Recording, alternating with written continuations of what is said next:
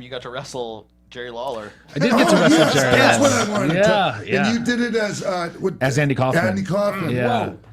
Whoa. I obviously I've watched reruns of Taxi when I grew up, and I saw like the SNL clips.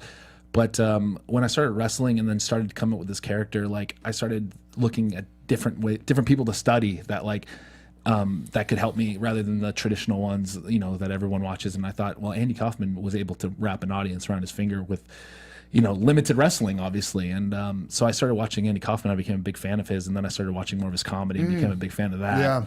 Yeah. And so he's always been kind of an inspiration. So Jerry Lawler became somewhat of a dream match for me. And I told Michael from High Spots that, and he made it happen at WrestleCon, the match with Jerry Lawler. Yeah. And I asked Michael if he could ask Jerry if it would be okay for me to be Andy Kaufman, and Jerry loved the idea, because it coincidentally, I think it was like the 35-year anniversary of it, like almost to the day or something, that he pile drove Andy Kaufman. Yeah. So, Jerry was all about it. So, we just played up the shtick. I came out and cut it, went over a lot of fans' heads because Andy Kaufman isn't, like a lot of wrestling fans don't really know the Andy Kaufman bit. I mean, they know of him, but they don't really know the bit. So I came out as Andy Kaufman, cut a promo as Andy Kaufman, called out Jerry Lawler. Actually, I called out any woman in the audience as Andy Kaufman would. Jerry Lawler came out instead. And we had our match, and it was fun. And Jerry loved it too, which means more to me when I can work with someone like that and they really, really like working with me. That means more to me. That was cool. I was there for that, and I liked it because prior to that, you had cut this whole promo about how women belong in the kitchen and they're terrible and shave your legs and all of this stuff. And Jerry Andy Lawler Kaufman, comes out. almost word for word from my Andy Kaufman promo. And then he's like, it just tied in very well. I thought it was pretty cool. If you could have gotten Nick Houseman from WrestleZone to dress up like Tony Clifton, that would have been.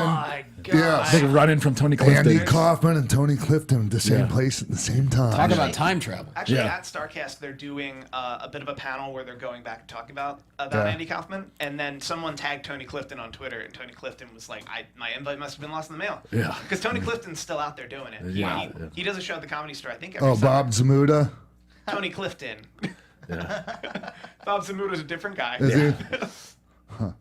Okay. How There we does go. the penis plex survive the fireball? Oh, it was fine. As I explained, it didn't hurt. It just startled me because I saw fire. You didn't know it was coming? No, obviously I did, but in character wise. Yeah. Because I don't sell the penis. Yeah, but you weren't- Penis is indestructible. Yeah, but you were Andy Kaufman. You were. That was well. We did a thing like where finally because we wanted to obviously pay off with the fans, the Joey Ryan that the fans know. Yeah. We actually played up the fact that the pile driver was banned in Louisiana. Like it's you can't do it in Louisiana. Sure. So after Lawler came out and we had a little verbiage back and forth, I said, you know what? You only scared Andy Kaufman because because of the pile driver, but in Louisiana you can't pile drive me, so you've got nothing. And then blah blah blah. And then I kind of became Joey Ryan. And I said, Jerry Lawler touched my dick, and the crowd, of course, chants "touch his dick," which I think Lawler was surprised that they knew the deal, right? That they knew the deal, and so we built up. So towards the end there, I kind of transitioned from Andy Kaufman to Joey Ryan to pay off the Joey Ryan for the audience, and then we did the fireball to the dick, and